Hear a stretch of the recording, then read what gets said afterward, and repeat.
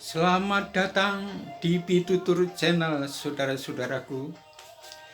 Kali ini Pitutur Channel akan membicarakan tentang kapan konflik antara Yahudi dan Palestina dimulai, saudara-saudara. Untuk itu kita akan mundur ke belakang dalam suasana sebelum Perang Dunia Pertama. Saat itu, orang Yahudi dan Palestina sangat baik hubungannya. Mereka seolah-olah mewakili 3 agama besar, yaitu Islam, Kristen, dan Yahudi.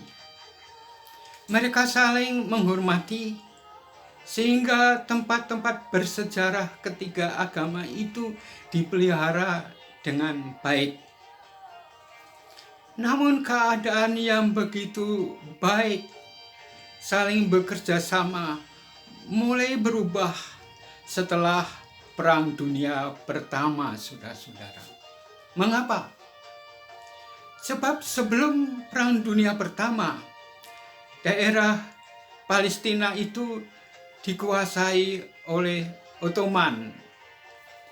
Ya, saudara-saudara yang sekarang ini negara Turki. Saat itu sangat dibatasi orang-orang Yahudi ke Palestina. Bahkan dia berwenang mengatakan jangan jual tanah Palestina sedikit pun kepada orang Yahudi. Jadi saat itu memang orang Yahudi yang sedikit. Keadaan begitu tenang. Tapi setelah Perang Dunia Pertama, penguasaan Palestina itu diserahkan kepada Liga Bangsa-Bangsa karena Ottoman kalah dalam Perang Dunia Pertama. Mengapa? Karena dia berpihak kepada Jerman. Ya, tidak heran kalau dia berpihak dengan Jerman, karena mereka mempunyai hal yang sama, yaitu tidak senang kepada orang Yahudi. Ya. Nah, saudara-saudara, apa terjadi? Keadaan yang begitu baik, tetapi kemudian berubah sedikit-sedikit, apalagi setelah Perang Dunia Kedua, saudara-saudara. Keadaan begitu berubah karena Palestina tetap menjadi mandat dari orang Inggris, saudara-saudara. Nah, saat itu semakin banyak transmigran dari Eropa, dari negara-negara Arab yang mengusir orang-orang Yahudi. Keadaan setelah Perang Dunia Kedua itu seolah-olah Inggris menganakmaskan Yahudi. Apa yang terjadi, saudara-saudara? Palestina protes, mengapa Inggris membiarkan orang Yahudi begitu banyak pindah ke Palestina. Untuk itu, pemerintah Inggris mulai membatasi transmigran Yahudi, saudara-saudara, demi untuk meredam kemarahan orang Palestina. Tapi apa yang terjadi, saudara-saudara? Karena pemerintah Inggris itu membatasi transmigran Yahudi, orang Yahudi marah, saudara-saudara. Mengapa ada pembatasan? Dan orang Yahudi itu begitu keras, sehingga tidak hanya protes saja, tapi mengadakan teror, saudara-saudara. Saudara tahu, Inggris bangga tentang bangunan hotel King David dibom saudara-saudara oleh Yahudi. Wah, Inggris marah, mencari terorisnya nggak ketemu saudara-saudara. Sehingga orang Inggris itu kayaknya pusing 7 keliling, gimana ini ditentang oleh dua pihak, oleh Palestina juga oleh Yahudi. Akhirnya saudara-saudara, Inggris menyerahkan mandat itu ke PBB. Nah, PBB ini menerima mandat kembali dari Inggris. Dia mau bertindak dengan adil. Bagaimana supaya jangan terjadi konflik. Maka keluarlah resolusi 181 pada tanggal 29 September tahun 1947, saudara-saudara. Nah, setelah pengembalian itu dan PBB mempunyai rencana begitu, kedua pihak memiliki kegiatan yang berbeda-beda. Selama 7 bulan, saudara-saudara, tidak ada reaksi mau menerima atau tidak, baik dari Yahudi maupun Palestina. Ya. Namun mereka ada kegiatan yang berbeda. Orang Yahudi mempersiapkan kemerdekaan negara menjadi negara Yahudi dengan membentuk para militernya. Sedangkan di pihak Palestina, saudara-saudara, kena bujukan tokoh-tokoh Arab. Arab pada saat itu bersatu, 5 negara paling tidak bersatu pada saat itu bersatu, yaitu Lebanon, Suriah, Irak, Saudi, Mesir, dan negara-negara yang lain. Mereka mengatakan orang Palestina itu keluar dari Palestina. Percaya kita akan mengalahkan Israel. Kalau perlu membuang ke laut. Wah, begitu pede ya persekutuan atau persatuan negara-negara Arab itu. Mereka berusaha membentuk suatu pasukan untuk siap supaya lebih mudah penyerangan. Orang Palestina harus keluar dari Palestina ya. Apa terjadi, saudara-saudara? Tepat tanggal 14 Mei tahun 1948, saudara-saudara, Israel diwakili oleh Ben Gurion memproklamirkan negara Israel. Wah, orang tokoh-tokoh Arab yang sudah siap-siap di situ tiba-tiba menyerang negara Yahudi yang baru berumur 1 hari. Perang itu.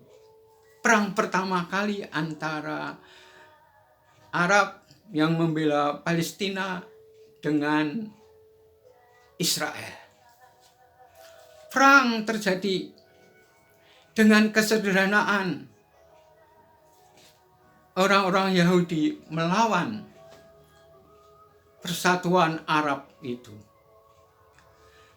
Perang terjadi, akhirnya saudara-saudara, pada tahun 1949, yaitu tahun baru ya, Januari masih tahun baru, 1949 diadakan gencatan senjata.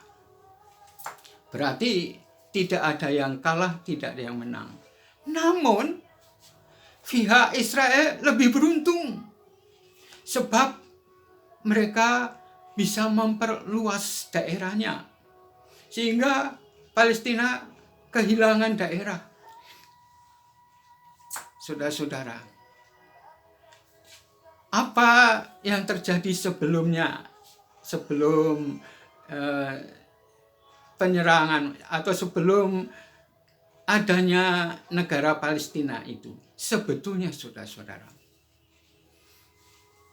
di dalam berita New York Times tahun tanggal 22 April 1948, mereka itu ada berita supaya jangan ada pengosongan. Israel menjamin keamanan.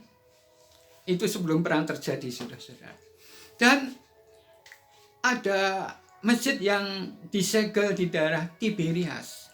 Ada plakat bahwa Israel, maksudnya Yahudi, menjamin keamanan Palestina.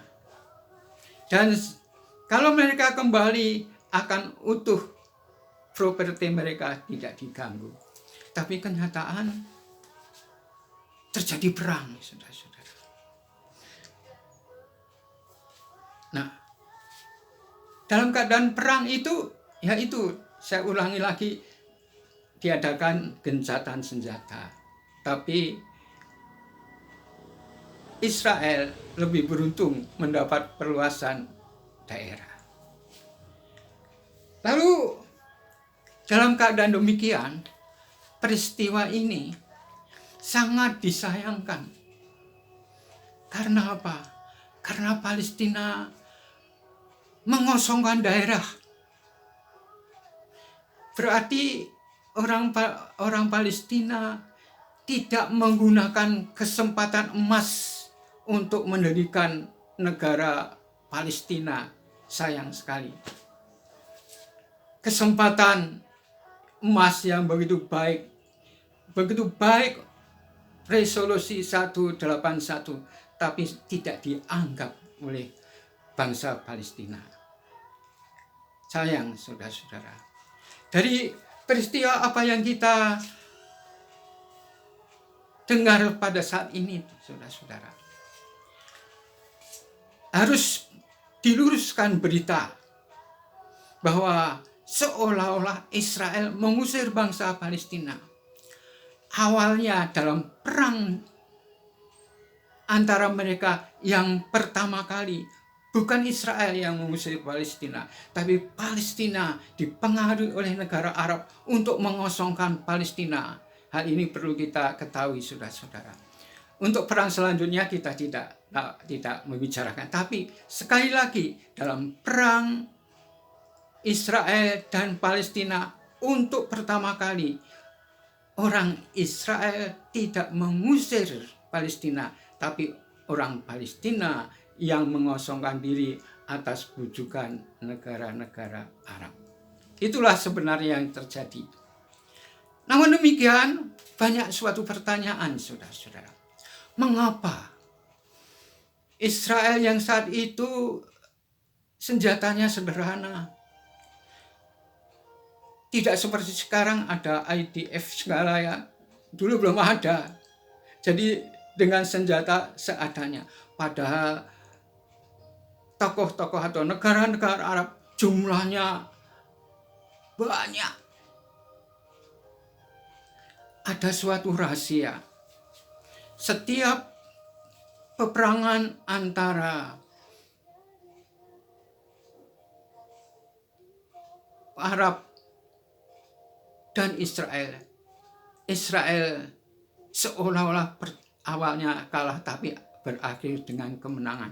Mengapa, saudara-saudara? Ada suatu rahasia.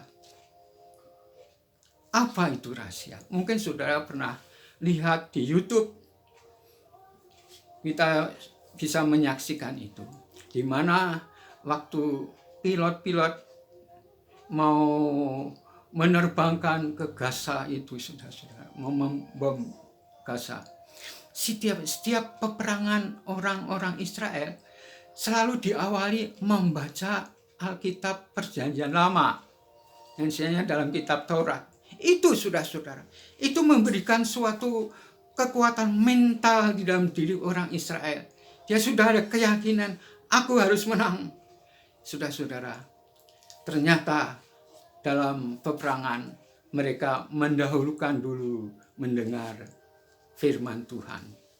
Saudara-saudara, apa yang kita pelajari di dalam kasus ini?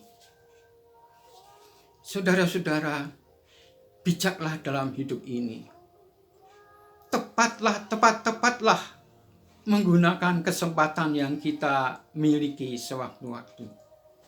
Dan satu hal, setiap hari sebelum kita berperang melawan masalah-masalah di dalam kehidupan sehari-hari, marilah kita berdoa dan membaca Alkitab. Jangan tinggalkan Tuhan setiap hari, baca Alkitab dan berdoa. Itulah kesimpulan dari kami. Tuhan memberkati. Sampai berjumpa kembali.